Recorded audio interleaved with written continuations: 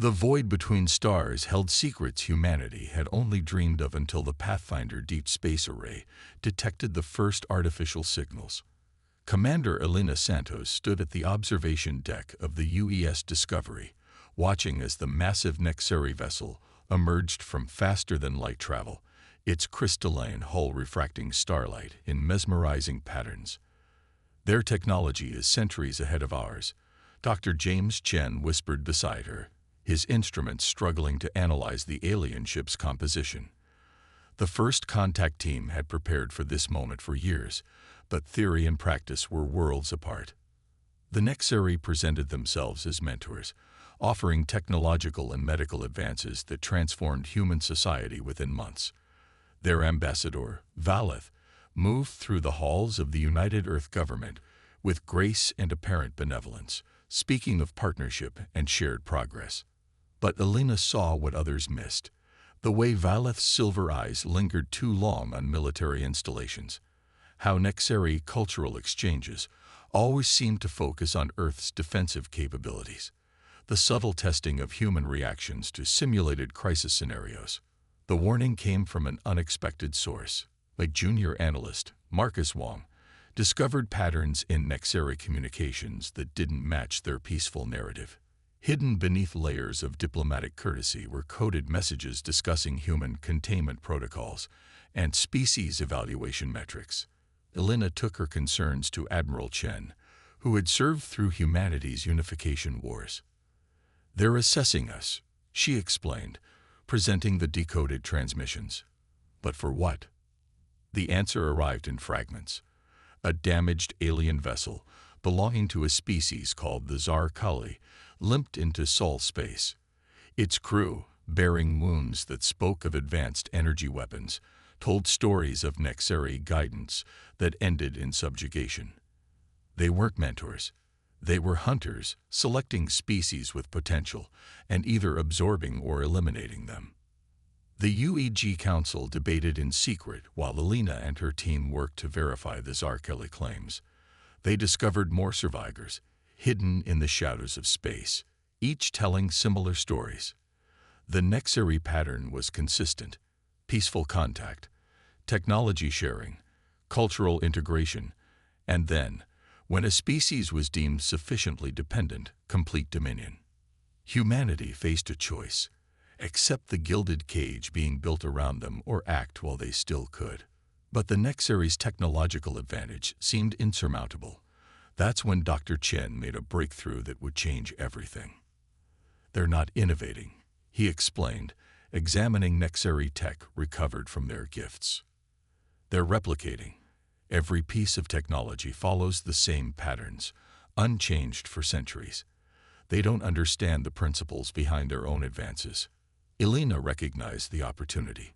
Humanity's greatest strength wasn't their current technology level, but their ability to adapt and innovate. While the Nexeri had stagnated, humanity's scientists and engineers were already finding ways to improve upon the alien technology. In secret bunkers across Earth and its colonies, humanity began preparing. They wouldn't strike first. That wasn't their way. But when the Nexeri finally revealed their true intentions, humanity would be ready. The facade maintained itself for another 6 months.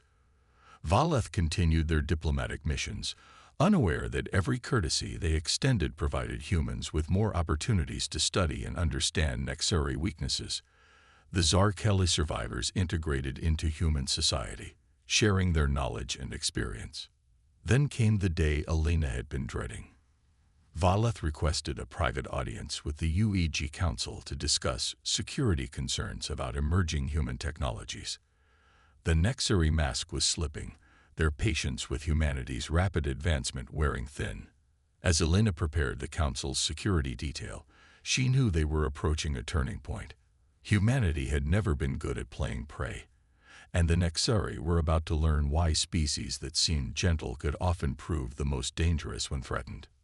What no one could have predicted was how the Nexeri would choose to make their move, or how their actions would awaken something in humanity that would reshape the galaxy forever. The Ganymede Research Station was humanity's pride, a beacon of scientific achievement where children of researchers lived and studied alongside their parents.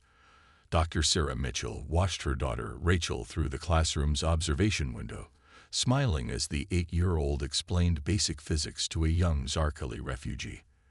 The station housed 300 children from various species, a testament to humanity's commitment to interstellar cooperation. The first warning came from the quantum detection array. Multiple ships dropping out of FTL, their signatures matching Nexari warships. Sarah's blood ran cold as she recognized the formation, not the usual diplomatic escort, but a battle group primed for assault. Station Director Hammond's voice crackled over the emergency channels. All civilians to shelter zones. This is not a drill. Security teams to defensive positions. The Nexari ships hadn't responded to hails, their weapons already charging. Sarah rushed to evacuate her classroom, but the Nexari struck with devastating precision. Their first salvos targeted the station's shield generators and communication arrays. They knew exactly where to hit, the result of months of seemingly innocent cultural exchanges and technical cooperation. The station's defensive systems, recently upgraded with modified Nexari technology, managed to hold off the initial assault. But the aliens had planned for this. New ships appeared, using frequencies that bypassed the shield harmonics. They didn't want to destroy the station. They wanted to take it intact.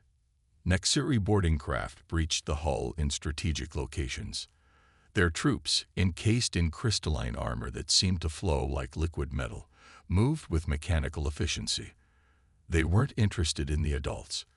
In each section they secured, they separated children from their parents, herding them toward the central hub. Sarah watched in horror through security feeds as valor themselves strode through the corridors, their silver eyes now burning with cold purpose. Your species' rapid advancement has become a concern. They broadcast on all frequencies. This demonstration will ensure your future compliance. The station's security forces fought back with desperate courage. They had trained for this, incorporating lessons learned from the Zarkali survivors. But the Nexari had centuries of experience in crushing resistance.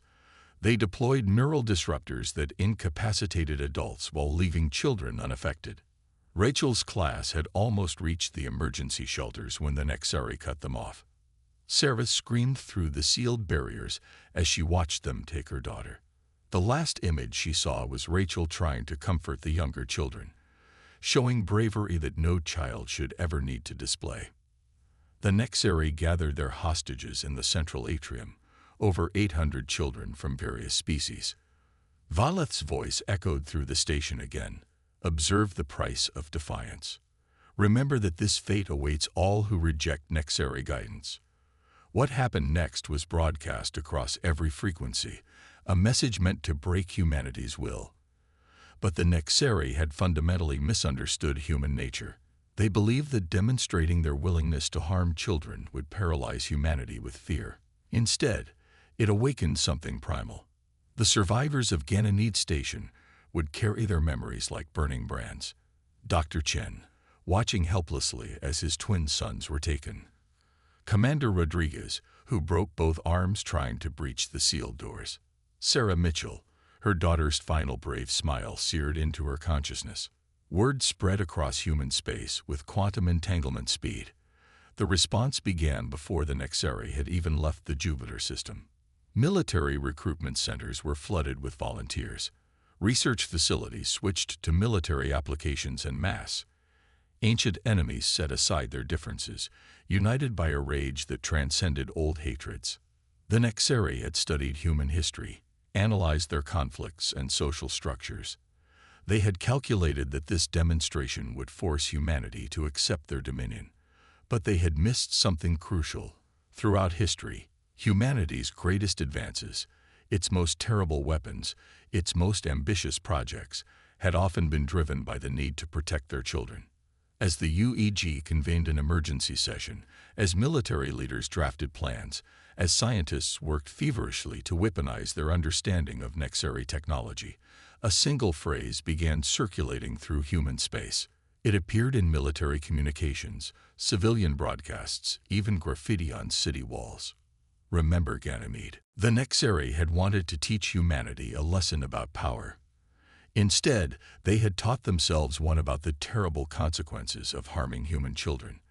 They were about to learn why ancient human cultures had often depicted their most fearsome gods and spirits as protective parents.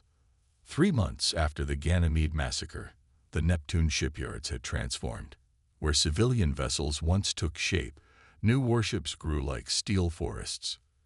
Dr. James Chen stood before a holographic display, explaining his breakthrough to assembled military leaders. The Nexeri's crystalline technology isn't magic. It's programmable matter operating on quantum principles they barely understand. We've not only decoded it, we've improved it. He gestured to a prototype weapon, its barrel composed of shifting geometric patterns. They've been using the same designs for centuries. We've evolved them in weeks. Operation Phoenix, humanity's response to Ganymede, moved with unprecedented speed. The survivors of the attack formed its core. Sarah Mitchell led the technical analysis team, her grief channeled into understanding Nexeri weaknesses. Commander Rodriguez, his arms still healing, trained special forces in countering Nexeri combat techniques. The Zarkali refugees proved invaluable, their centuries of resistance providing crucial intelligence. They watched in amazement as humans took their hard-won knowledge and revolutionized it. Where the Zarkali had learned to hide from Nexeri sensors, humans developed ways to fool them entirely.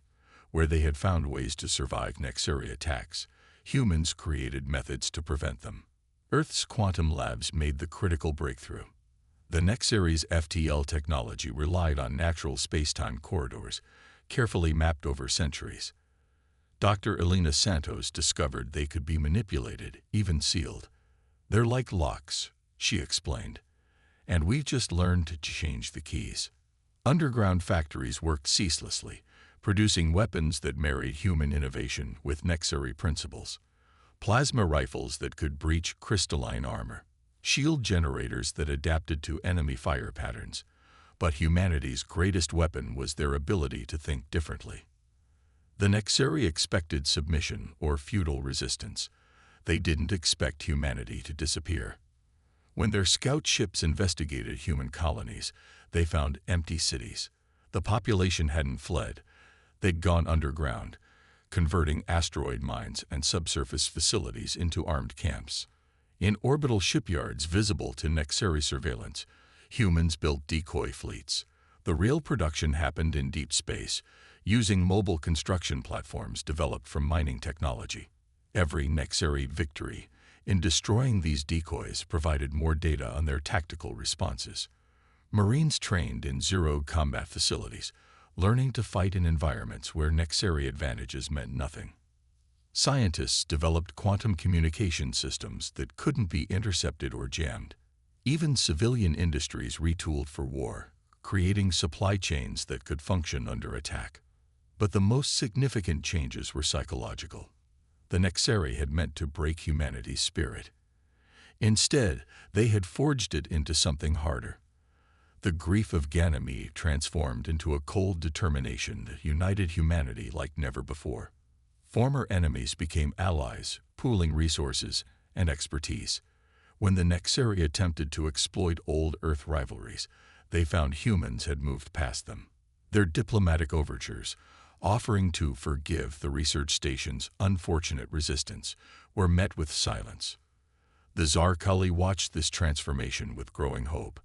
They had survived through caution and hiding, but humans were showing them a different path. Where the Nexeri expected races to compete and betray each other, humanity built coalitions. Sarah Mitchell summed it up during a strategy session. They thought killing our children would make us submit. They didn't realize that humans become most dangerous when protecting what they love. She pulled up images of the new fleet, ships that combined human ingenuity with technologies borrowed from a dozen species. We're not just fighting for revenge. We're fighting to ensure no other species ever loses their children to Nexeri guidance again. As humanity's preparations neared completion, The Nexari remained unaware of the true extent of human adaptation. They monitored visible military buildups, analyzed defensive preparations, and calculated their response based on centuries of experience subjugating other races. But they had never encountered a species that turned their own technology against them so effectively. The first strike would come soon, and it would demonstrate why threatening human children was the worst mistake the Nexari Empire had made in its long history. Operation Starfall began at precisely 300 Earth Standard Time. Admiral Sarah Mitchell, formerly Dr. Mitchell, watched from the bridge of the UES Nemesis as quantum locks activated simultaneously across Nexari space. Their carefully mapped FTL corridors, the foundation of their empire's power, transformed into deadly traps. The Nexari response was predictable. They dispatched fleets to secure critical junctions, but they found only automated drones broadcasting a single message in their own language. Remember Ganymede. The real attack came from within. Humans had spent months infiltrating Nexari systems using modified Zarkali stealth technology. When the signal came, these operatives triggered a cascade of system failures across Nexari defense networks. Nexari warships, attempting to respond, found their crystalline technology turning against them. The quantum principles humans had decoded allowed them to rewrite the very structure of Nexari ships in combat. Crystal became liquid, weapons turned inward, shields inverted. Commander Rodriguez led the first assault on a Nexari military installation. His troops, wearing powered armor that incorporated improved versions of Nexari crystal tech, moved like ghosts through their defenses. They didn't take prisoners. They didn't have to. Most Nexari surrendered when they realized their technological superiority had become a weakness. Valeth, watching their empire crumble from their fortress world, finally understood their mistake. They had judged humanity by Nexari standards, expecting them to either submit or fight conventionally. Instead, humans had turned their grief into innovation, their rage into strategy. The liberation of subjugated worlds began immediately. Human ships arrived not as conquerors but as liberators, bringing medical aid and defensive technology. Species that had lived under Nexari dominion for generations saw their oppressors' invincible technology fail against human ingenuity. Dr. Chen's weapons proved devastating.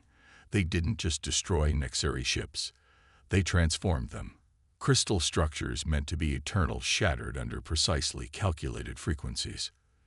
Defensive systems that had protected Nexari worlds for centuries failed against weapons they weren't programmed to recognize. The Nexari attempted to retaliate by targeting human civilian populations, but found only elaborate traps. Humanity had learned from Ganymede. Their vulnerable populations were now protected in deep space habitats and underground cities that incorporated multiple species' defensive technologies. Elena Santos, commanding the stealth fleet Shadow Group, penetrated the heart of Nexari space. Her ships, practically invisible to Nexari sensors, deployed quantum disruptors that turned the Empire's own FTL network into a prison. Nexari reinforcements found themselves scattered across normal space, easy prey for waiting human squadrons. The Zarkali and other liberated species joined the offensive, contributing their unique abilities to the human strategy. What had begun as revenge transformed into a revolution. Species that had never dared to resist now rose up, inspired by humanity's example. At the decisive battle of the Nexari core, Admiral Mitchell faced Valeth's flagship. The Nexari commander expected a traditional space battle. Instead, Mitchell's fleet executed a maneuver that physics said was impossible. They used the quantum principles of Nexari crystal tech to briefly exist in multiple places simultaneously. The battle lasted less than an hour. Valeth's surrender was broadcast across the Empire. But humanity didn't want territory or resources. They wanted justice, and they wanted change. The terms were simple. The Nexari would release all subjugated species, share their technology freely, and submit to oversight by a council representing all species. Most importantly, they would help establish a memorial on Ganymede Station. Every Nexari would be required to visit it, to understand why their empire fell. Not because humanity was stronger or more advanced, but because they had failed to understand a simple truth, that some lines should never be crossed. 5 years after the fall of the Nexari Empire, Sarah Mitchell stood in the rebuilt atrium of Ganymede Station. The memorial wall held the names of every child lost that day, etched in crystalline material salvaged from Nexari warships. But the station was no longer just a monument. It had become something more. Children's laughter echoed through the corridors again, but now they came from dozens of species. Former enemies studied together, played together, grew together. The station had transformed into an interstellar academy, where the next generation learned not just science and technology, but understanding and cooperation. The changes across human space were profound. Earth's colonies had expanded, but not through conquest. Instead, they established havens for species seeking to rebuild after Nexari rule. Human innovation, combined with knowledge shared by grateful allies, led to breakthroughs that benefited all. Dr. Chen's research team, now including scientists from 15 different species, had unlocked new applications for crystal technology. They created environmental systems that could terraform hostile worlds, medical technologies that could cure previously incurable diseases, and communication networks that united the galaxy. The Zarkali, once refugees, became humanity's closest allies.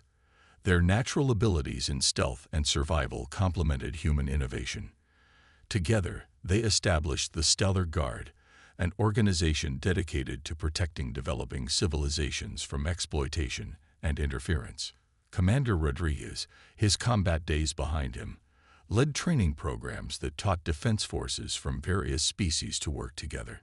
The emphasis wasn't on fighting, but on preventing conflict through cooperation and understanding. His favorite students were often the young Nexari, eager to forge a different path than their ancestors. Elena Santos headed the new Interstellar Exploration Initiative. Her fleets, crewed by members of multiple species, mapped the galaxy not for conquest but for knowledge. They discovered remnants of ancient civilizations, including those who had originally created the crystal technology the Nexari had merely copied. The former Nexari Empire underwent its own transformation. Under the guidance of the Interspecies Council, they began to rediscover their capacity for innovation. Young Nexari, freed from centuries of rigid tradition, proved especially adept at combining their inherited knowledge with new ideas. The memorial ceremony held each year on Ganymede drew representatives from across known space. They came not just to mourn, but to celebrate what had grown from that tragedy. Sarah often spoke at these gatherings, but this year she listened as her adopted Zarkali daughter addressed the assembly. The Nexari thought they were testing humanity's weakness, the young speaker said, her bioluminescent patterns reflecting off the memorial wall. Instead, they revealed humanity's greatest strength, the ability to turn grief into growth, rage into renewal, and enemies into allies. The stellar guard ships in orbit represented this new reality. Their crews included reformed Nexari working alongside humans, Zarkali, and other species. Their mission was no longer revenge, but protection, ensuring that no other children would suffer as the children of Ganymede had. Humanity had emerged from the crucible of conflict not as conquerors, but as guardians. Their technology and innovation now served to unite rather than divide. The quantum networks they had developed to fight the Nexari now connected species across vast distances, fostering understanding and cooperation. Sarah's final project was perhaps the most meaningful. Working with scientists and educators from all known species, she established the Children's Rights Accord. It enshrined in galactic law the protection of children of all species, ensuring that the tragedy of Ganymede would never be repeated. As she watched the next generation, human, Zarkali, Nexari, and others, playing in the station's gardens, Sarah reflected on how far they had come. The memorial wall behind her stood as a reminder not just of loss, but of transformation. Humanity had proven that the response to cruelty need not be more cruelty, that the answer to destruction could be creation. The stars outside the station's windows seemed brighter somehow, full of promise rather than threat. Humanity had found its place in the galaxy not through dominance, but through protection. They had become what they had needed most in their darkest hour: guardians of innocence, defenders of the future, protectors of all children who would inherit the stars.